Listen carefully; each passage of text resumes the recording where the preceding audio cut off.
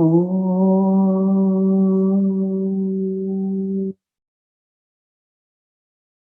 सदाशिव समारम्भा व्यासशङ्करमध्यमा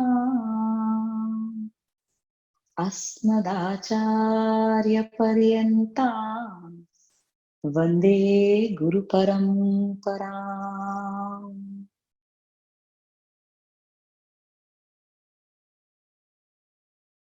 त्वमेव माता च पिता त्वमेव बन्धुश्च सखा त्वमेव विद्या द्रविणं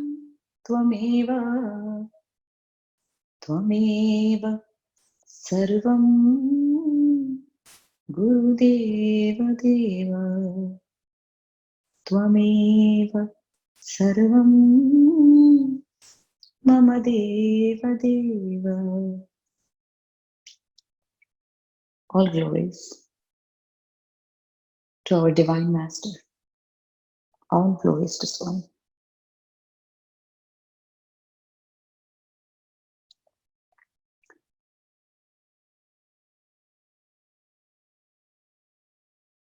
In dental offices in America, I haven't seen this in India, maybe they've started this, but in pediatric dental offices or even pediatrician offices, they have something called a toy chest. So the toy chest has a lot of small toys. And after the child undergoes treatment, they get to get into the treasure chest or the toy chest. And that gets the child very excited.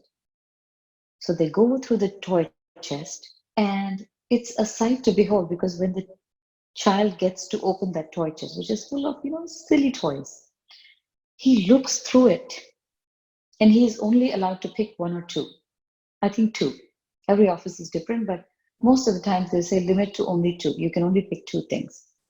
So the child goes through all the little toys and picks two. On what basis do you think the child makes the choice? He looks through the toys and he says, I've played with this, been there, done that. This, no, I've played with this enough. This is not new. But it picks something that's like, wow, what is this? I've never played with this. The others that the child discards, this processing happens very quickly. The mind says, no, I've played with this. I've experienced this. I don't want this.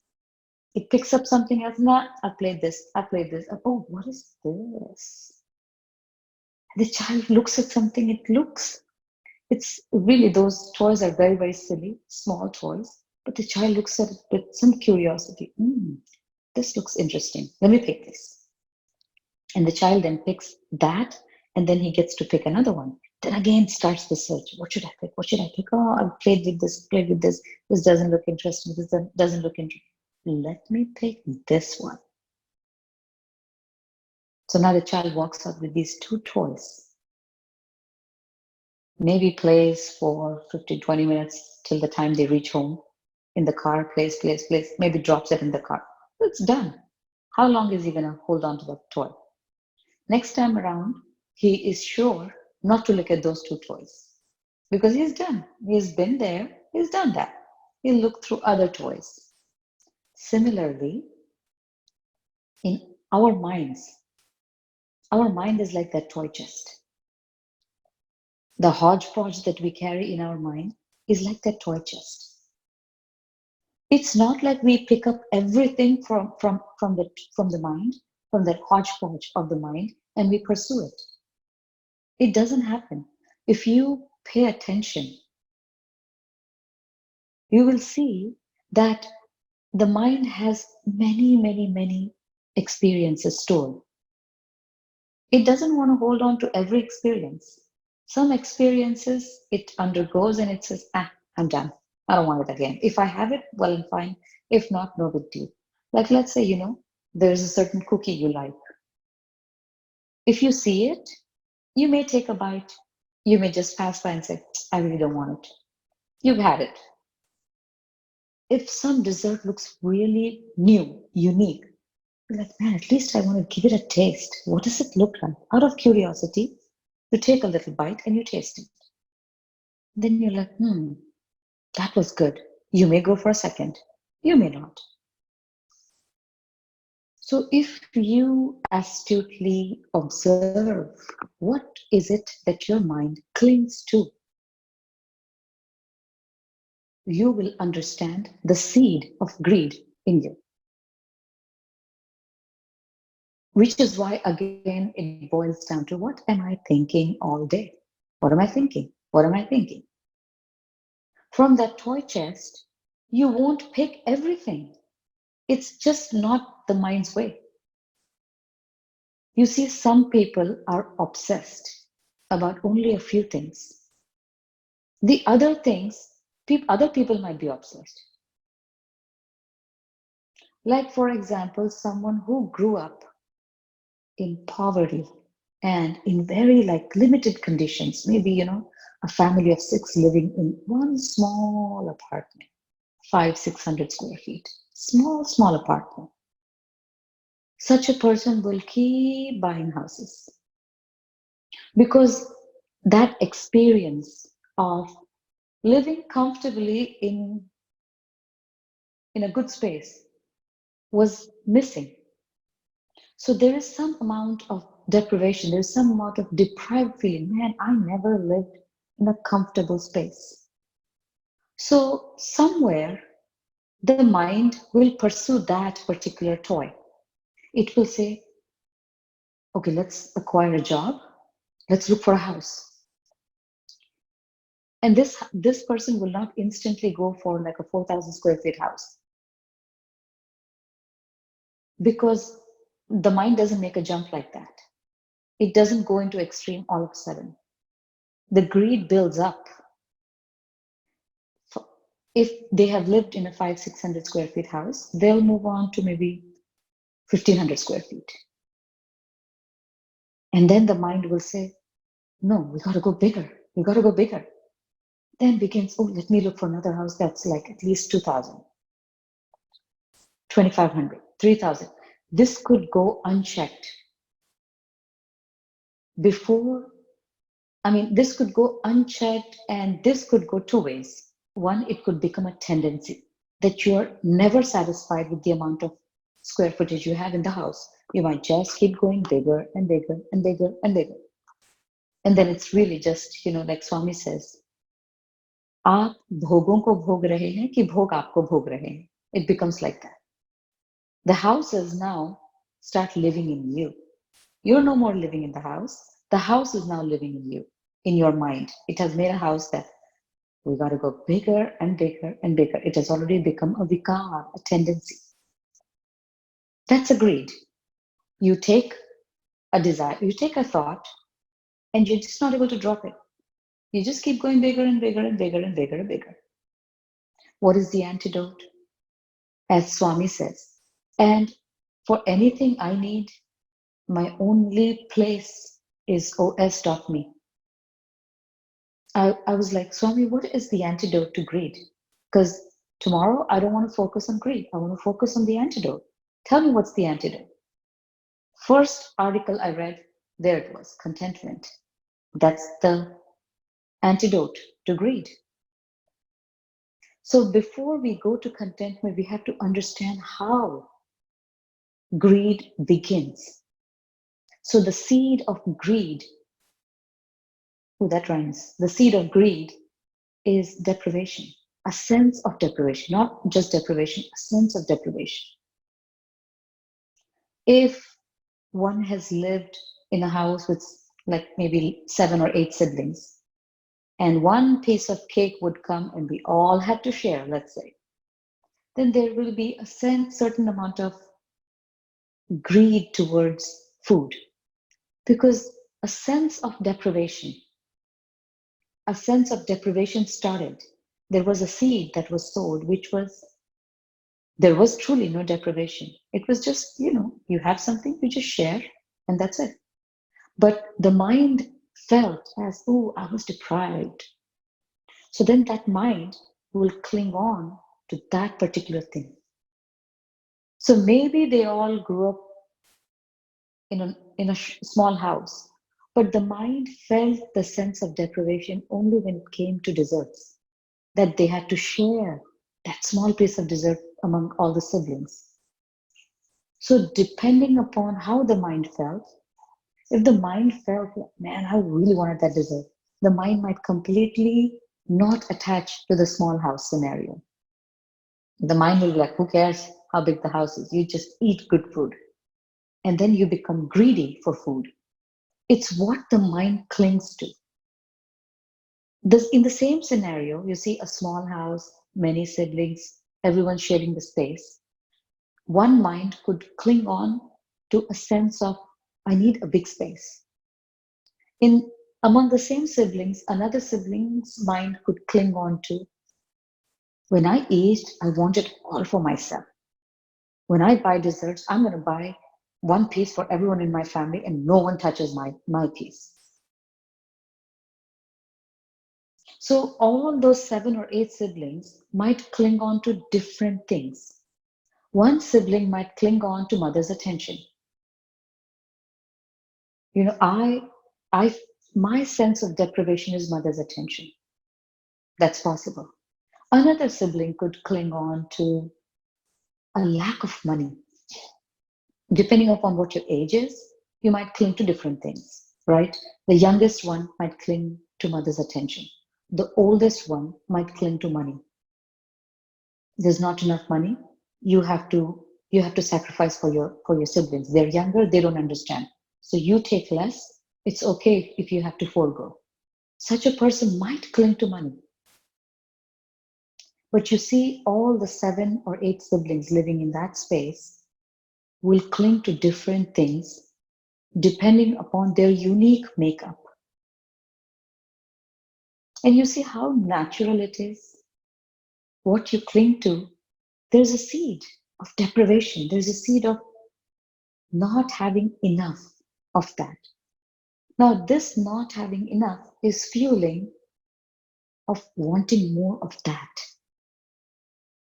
The people we label as greedy, they're not greedy for everything. A person who is greedy for money, you could put like a big plate of gulab jamuns and they won't even look at it, probably. Not everyone is greedy. Like we said, the toy chest. The child is not going to go say, I want everything. He goes through the toy chest to see, oh, I like this, I like this. Because the child feels, I've never experienced how it is to play with these two things. Similarly, our mind clings to certain areas, activities, depending upon its sense of deprivation. Oh, I've been deprived of this. Let me get more and more and more and more and more and more and more and more and more and more and more, and it just keeps going on. Now, as I said, to all my answers, I only look at one source, which is my Swami. I listened to his video on Be Contented. In that, he makes such a genius point because genius is Swami. Swami is not genius. The word genius derives its meaning from my Swami.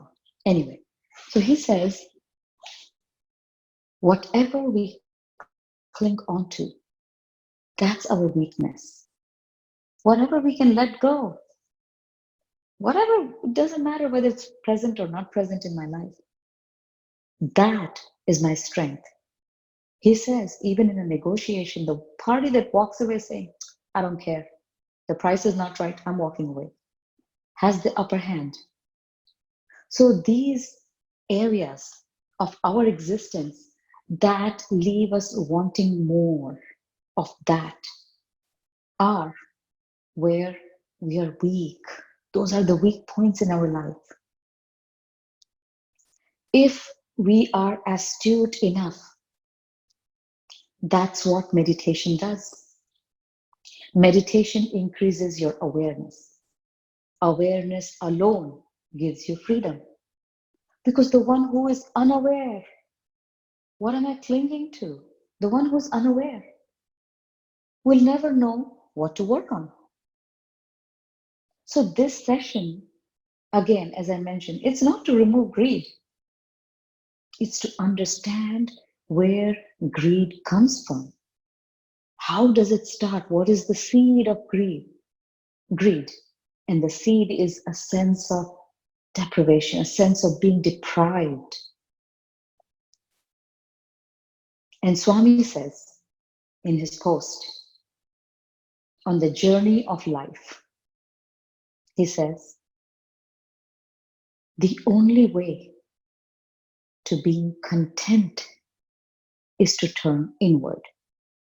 And then he says, how will you turn inward? What does turning inward mean? Turning inward means you lead a meaningful life. You lead a life of fulfillment. You only are fulfilled by giving, not by taking. So a little bit of giving, a little bit of feeding your soul. And let me read to you exactly what he says, because the beauty of his words are only in his words. He says, in my view, on the journey of life, contentment is the greatest blessing. By using the word blessing, however, I'm not suggesting that some of us are born with it and some others aren't. You see, this is such an important point. We keep saying, oh, I'm so blessed, I'm so blessed, I'm so blessed, I'm so blessed. But you see, the thing that's getting fed is our ego. I am so blessed. Boy, I must have done something great. Or the gods must be extra happy on me. I'm so blessed. Truly, there is nothing in this world except for blessings. Like the sun so far away shines, and the whole earth basks in that sunshine. So constantly proclaiming, I'm so blessed, I'm so blessed, I'm so blessed, is also subtly feeding that ego, saying, wow, look at me, I'm so blessed. The gods must be extra happy about what I'm doing or how I am or how evolved I am. Look, I'm so blessed. Who is not? If this entire creation is a blessing, who or what is not a blessing?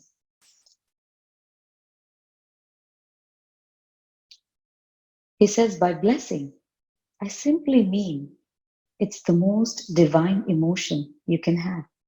You are truly content. And because you're truly content, you're compassionate and giving naturally. You spread happiness, goodness, and kindness.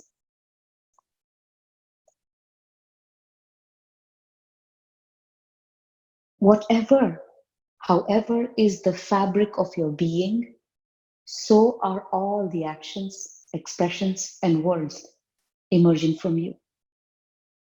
You could use the most compassionate words, compassionate actions, but if you're the fabric of your being is not compassion, is not contentment, all those compassionate acts have a certain amount of fakeness to it.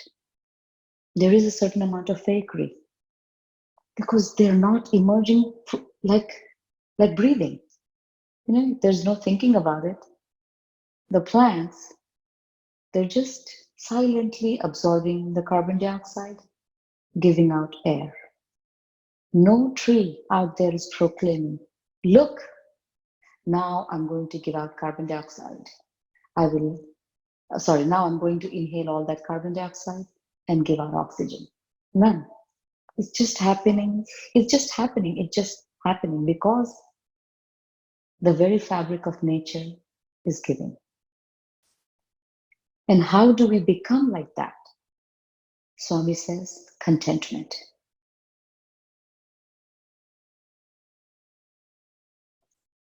Like other emotions, these are Swami's words, like other emotions, contentment has to be cultivated in our consciousness. And this is where, you see, first step, become an astute observer of the tendencies of your mind. Know and recognize what is it that you cling to. Once you recognize, go back, dig deep to see when was the seed sowed. Why do I feel a sense of being deprived of this, which is why I'm going after it like a madman? What is driving me nuts about this one thing that I feel like I ought to have it? First, astutely observe. Second, dig deep. When did this seed of a sense of being deprived come in? Third point, question. Am I really deprived? Am I really deprived? If you feel, yes, I feel like deprived, fulfilling it forever and over and over and over again. Let's see, for the next 7 days, let me take that one thing and fulfill it as much as possible. Let's see if at the end of 7 days, I feel any different, if the sense of deprivation goes away. If it doesn't, it's something, it's like, another post of Swami, the bowl that never fills. It can never fill because I'm searching for a sense of completion from that one action. That action can never make me complete.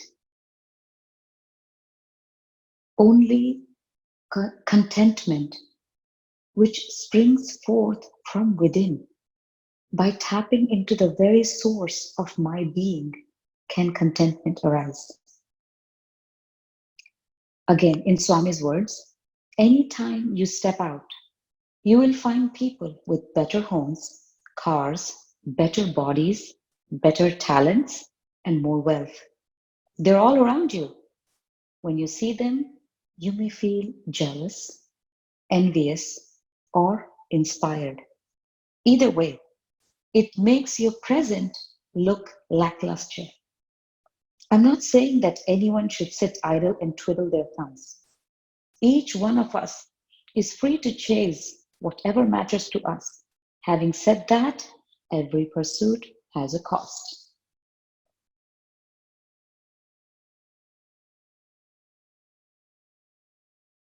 That's why somewhere else Swami says that, most of the villagers around his ashram come with mundane things, mundane problems. And then he says most of the people who are at the pinnacle of their material success come with a void, saying we have it all, yet we feel a void. And why the void? Because materially or in the worldly life, almost all experiences have come to the point of I have been there and I have done that. None of these things can fill this void that I'm experiencing. Swami, what's next? What's next? I have been there and I have done that in everything in the worldly life. Maybe there are things that I haven't done, but now nothing interests me. What now? What's the purpose of my life? So you see, in one of the live sessions, Swami talked about twofold purpose of life. He says there is a minor purpose and there is a major purpose. He says when you fulfill your minor purpose, which is worldly existence, worldly life, when you fulfill your worldly life to the best of your ability, the major purpose starts to unfold. Without addressing the minor purpose, without or escaping the minor purpose, the major purpose is ever running away. So contentment has to be brought in our daily lives. It all starts with being aware. What am I thinking all day? Which particular desire is leading my life? Is saying, get more, more, more, more, more. When was the seed of being deprived sowed in there? And what is the end result of this seed? How can I address it?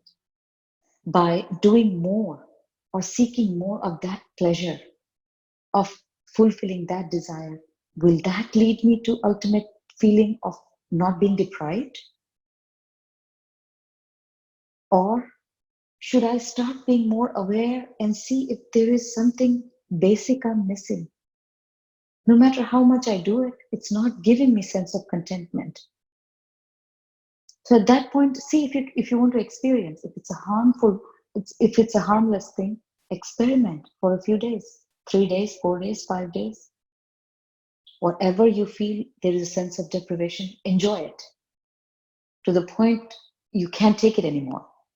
And see, how do I feel now? Do I feel like I'm complete? I'm whole, that I'm content? Do I do I come to that point? Or is it something that just keeps fueling itself? You see, it's just a tendency of the mind. The mind has just adopted this sense of being deprived. It has created a groove and it keeps slipping in there. It just habitually keeps slipping in there. Focusing on the antidote is the key: contentment. So whenever you observe and you come up with 2 or 3 things that the mind thinks it is being deprived of and wants to be greedy about it, question, ask yourself, ask the mind, you're just looking at these 3 things you're deprived of, and you have this big, huge toy chest of experiences that you have gotten. Count your blessings, oh mind. Why do you feel deprived of these 2 things or these 3 things? There is so much in your life to look forward to. And it's just that, like Swami says, desire blinds you. It makes you blind. It makes you so blind that you're unable to see all the other things you already have, all the goodness that you already have as a blessing in your life. So observe astutely what's bothering, what's causing your mind to feel deprived of. Second, what is the seed? When was the seed sowed? Third, question, is it true deprivation? Am I truly deprived? Or is it just a tendency of the mind that it just keeps slipping into? What's the deal? Don't be scared to experiment and see, all right, I feel deprived of sweets. Let me just gorge on sweets for the next few days. Let's see what happens.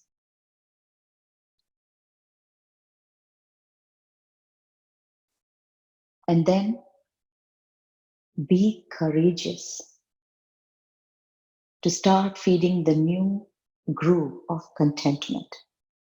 Contentment is the antidote to greed. This is what my Swami says. Contentment is the antidote to greed. You feel greedy, it's because of a sense of being deprived. Question, am I truly deprived? And then be courageous to accept the answer that no, I'm not deprived. In this day and age, millions of people don't have a roof over their head, don't have a bite of bread to eat, don't have clean water, don't even have access to fresh air, pollution-free air. What am I deprived of? And at that point, don't feel guilty. Understand, it's just a very logical process. The mind in childhood or whenever, when it was still not mature, felt it was just deprived of something. It clung on to it, created a groove. Now it's slipping back in there every time. Keep slipping. 2 sessions ago, we talked about sexual thoughts. Sexual thoughts is also that, a sense of feeling deprived, a sense of feeling deprived of sexual intimacy. That the mind says, I want more and more and more and more and more. Question, Question, question, question. Am I truly deprived? If I am deprived, what is the most natural way of getting rid of it?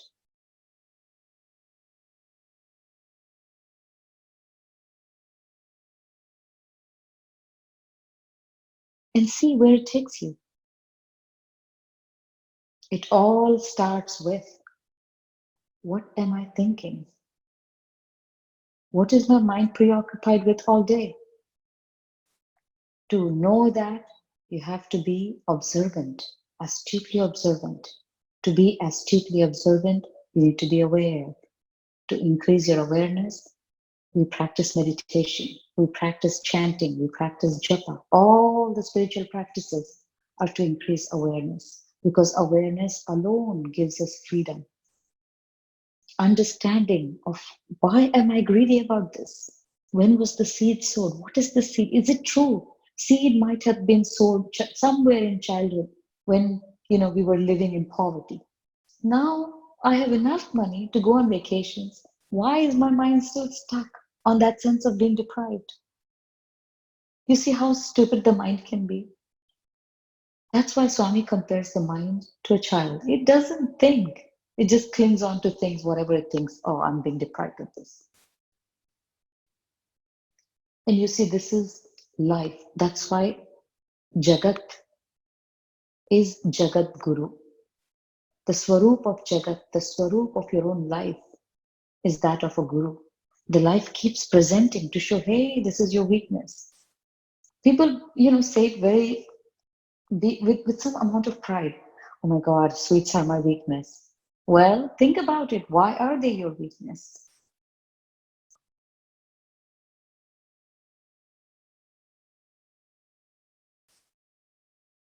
The seed was sown when you were still naive, when you were still, you know, not thinking about these things.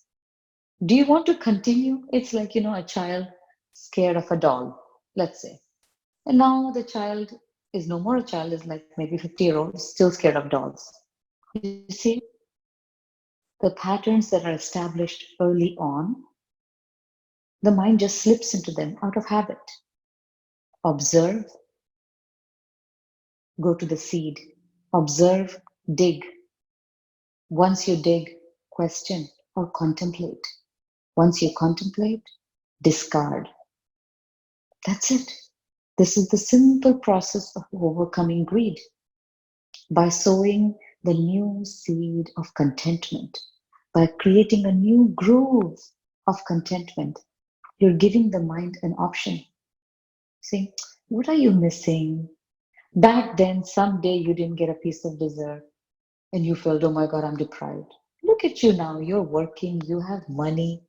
Anytime you want, you could go buy a big whole cake and eat it. Do you really want to do that?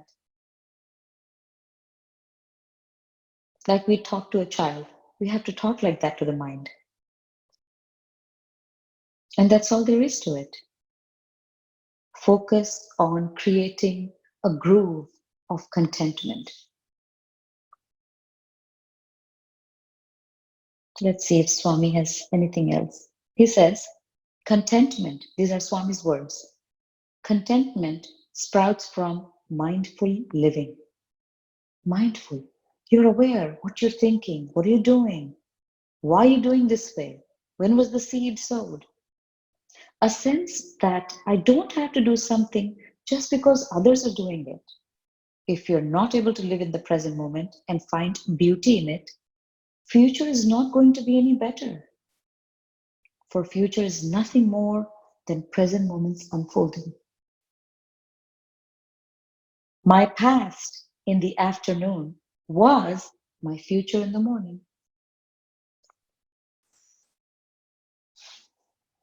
It's just a bunch of present moments, just unfolding, just unfolding. Don't make up your mind how it's going to be. As Swami says, the present moment is so short-lived.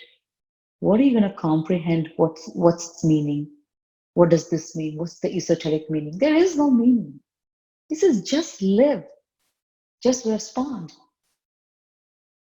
Like a beautiful, oil painting has so many colors. The colors of life are many. Sometimes you see orange, sometimes you see black. That's it. Live, live, live. Keep living. Understand your mind. Understand how just like a silly kid, it just slips into grooves without even thinking. It doesn't know any better. Teach it. Cultivate the mind. Don't control the mind. Cultivate it. It's an uncultivated, silly child slipping into old grooves. Create new, wise grooves for it to slip into. Create contentment. Whenever you experience greed, whenever you experience that, hey, this is the thing I keep wanting more and more and more, go to the seed. Go to that seed of a sense of deprivation. Once that is done, contemplate. Am I truly deprived? Most of the time, the answer is going to be no. Then why am I clinging on to it? And then be courageous to make the mind slip into contentment once you observe it. That's all there is to it. And it is truly the glory of my Swami that he makes these topics so simple. All glories to my Swami. On that note, we will end the session. Om Purnamadaha Purnamidam Purnat Purnamudachyate Purnasya Purnamadaya Purnameva Vashishyate Narayani Namostute Narayani Namostute Narayani Namostute